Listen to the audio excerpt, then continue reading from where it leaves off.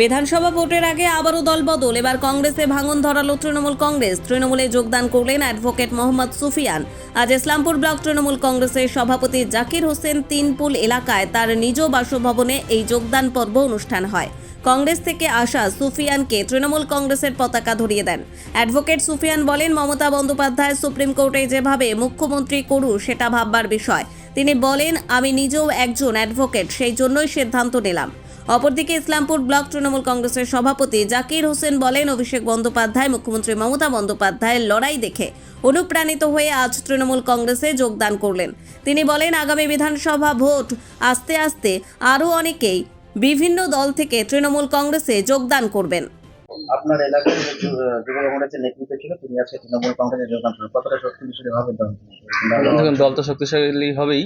সবার আগে সুফিয়ান সাহেবকে অনেক অনেক অভিনন্দন যে উনি আমাদের দলে যোগদান করলেন।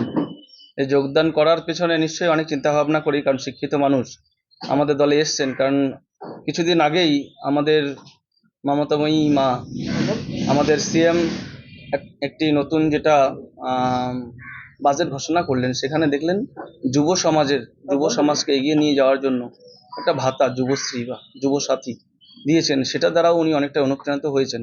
কারণ বাংলার যুবকরা যেভাবে লড়াই করছেন, সেক্ষেত্রে এই যে যুব ভাতাটা, এটা কিন্তু অনেকাংশে সাহায্য করবে যারা চাকরির পরীক্ষার জন্য বা বিভিন্ন রকম ট্রেনিংগুলো নিচ্ছে, তা বাড়ি থেকে সেই আর্থিক সাহায্য পাচ্ছে না। সেটা কিন্তু একমাত্র আমাদের নেত্রী মমতা ব্যানার্জি চিন্তা ভাবনা করেছেন। শারীরিকভাবে চিন্তা ভাবনা করেই উনি আমাদের দলে যোগদান করলেন। ওনাকে আরেকবার অনেক অনেক অভিনন্দন জানাই, এবং আগামী দিনে আমাদের পন্ডিপতা টুর থেকে আমরা হিউজ ভাবে আমাদের দলকে আমরা লিড করব এবং আমাদের প্রার্থীকে জয়যুক্ত করব। ব্লক যুব কংগ্রেসের দায়িত্বে ছিলেন, তা হঠাৎ তৃণমূল কংগ্রেসে কেন যোগদান? প্রথম কথা হচ্ছে যে আমাদের যে কংগ্রেসটা ছিল সেটা মানে এমনভাবে পরিস্থিতি খারাপ আছে, তো সেটা বলা এখন মানে মিডিয়ার সামনে বলা যাবে না। তার জন্য অনেকটা চিন্তা ভাবনা করে আমি এই সিদ্ধান্ত নিলাম, এবং আমাদের যে ব্লক সভাপতি আছে জাকির কাকু, তার নেতৃত্বে আমি ফুল করব। আগে যেটা আমাদের যেটা আমাদের যুবর সাথে যুবর চলবে, যুব যেটা আমাদের সংগঠন আর কি, যুব সংগঠন যেটা চলবে, ওনার নেতৃত্বে আমি ফুল সাপোর্ট করব, ফুল করব, চলা উদ্দেশ্য চলবো। আর প্রথম কথা হচ্ছে যে আমাদের সিএম মমতা ব্যানার্জি যে কাজটি উনি করেছেন হাইকোর্টে গিয়ে, যেহেতু আমি নিজে একটা আইনজীবী, তো ও যেটা কাজ করেছে সিএম আমাদের, তো সেটা ভাবার বিষয়, আর সেটা খুব গুরুত্বপূর্ণ বিষয় আমাদের জন্য। কিছুদিন আগে যেটা এসআইআর শুরু হলো, এটা দেখে এই চিন্তা মাথা ভাবনা করে আমি এই সিদ্ধান্ত নিলাম। আর আপাতত আমি আর কিছু বলবো না। কতজন আপনার সঙ্গে কতজন যুবক আছে জয়েন করলো? মোটামুটি 25-26 জন। অ্যাডভোকেট সুফিয়ান সাহেব, যিনি ব্লক কংগ্রেসের সভাপতি ছিলেন যুবর কংগ্রেস দলে, উনি আনুষ্ঠানিকভাবে আজকে আমাদের সঙ্গে যোগদান করলেন।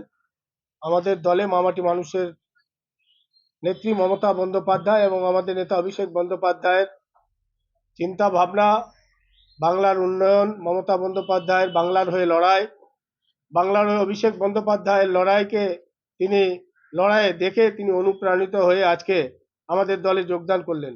আপনারা সবাই জানেন, বিগত 4 ডিসেম্বর থেকে এসআইআর চলছে। সারা বাংলায় মানুষের হয়ে যদি কেউ লড়াই করেছে, সে হচ্ছে তৃণমূল, মামাটি মানুষের দল এবং মামাটি মানুষের নেত্রী মমতা বন্দ্যোপাধ্যায়। আমাদের নতুন প্রজন্মের গ্রহণযোগ্য নেতা সর্বভারতীয় সাধারণ সম্পাদক অভিষেক বন্দ্যোপাধ্যায়। বাংলা থেকে শুরু করে দিল্লির সুপ্রিম কোর্ট অবধি এই লড়াই মমতা বন্দ্যোপাধ্যায় নিজে সুপ্রিম কোর্টে দাঁড়িয়ে বাংলার হয়ে সওয়াল করেছেন, বাংলার বৈধ ভোটারদের হয়ে লড়াই করেছেন।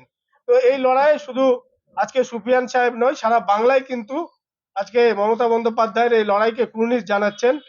স্বাভাবিকভাবে আগামী দিনে সুফিয়ান সাহেব ভেবে বুঝেছেন যে ইসলামপুর শুধু নয়, সারা বাংলায় মানুষের জন্য যদি কাজ করতে হয়, তাহলে মমতা ব্যানার্জির আদর্শকে সামনে রেখেই কাজ করতে হবে, অভিষেক ব্যানার্জির সিদ্ধান্তকেই সামনে রেখে এগোতে হবে, তাহলেই মানুষের কাজ করা যাবে। এই সিদ্ধান্ত এবং আদর্শকে সামনে রেখে তিনি আজকে আমাদের দলে যোগদান করলেন। আমরা সম্মানের সহিত ওনাকে গ্রহণ করলাম। আজকে শুধু সুফিয়ান সাহেব নয়, আগামী নির্বাচন ঘোষণা হতে হতে আপনারা দেখবেন যে ইসলামপুর বিধানসভায় এখানে সিপিএম কংগ্রেস তো এমনিও সাংগঠনিকভাবে তাদের কোনো অস্তিত্ব নেই, যারা দু একজন শিক্ষিত মানুষ, বুদ্ধিজীবী মানুষ আছে, যেমন সুফিয়ান সাহেব একজন অ্যাডভোকেট, উনি দলের যুব দায়িত্বে ছিলেন কংগ্রেসের এবং তিনি নিজে একজন অ্যাডভোকেটও। তো আজকে তিনি সার্বিক পরিস্থিতিটা বুঝে আমাদের দলে যোগদান করলেন। নিশ্চিতভাবে ওনার এই যোগদানের ফলে বাকি যারা এদিক ওদিক কিছু মানুষ আছে তারাও নিশ্চিতভাবে আগামী দিনে চিন্তা ভাবনা করবেন এবং তৃণমূলের ঝান্ডা ধরে তারাও আগামী দিনে তৃণমূলের হয়ে লড়াই করবেন। ইসলামপুর থেকে দেবব্রত চক্রবর্তীর রিপোর্ট, কুলিক নিউজ।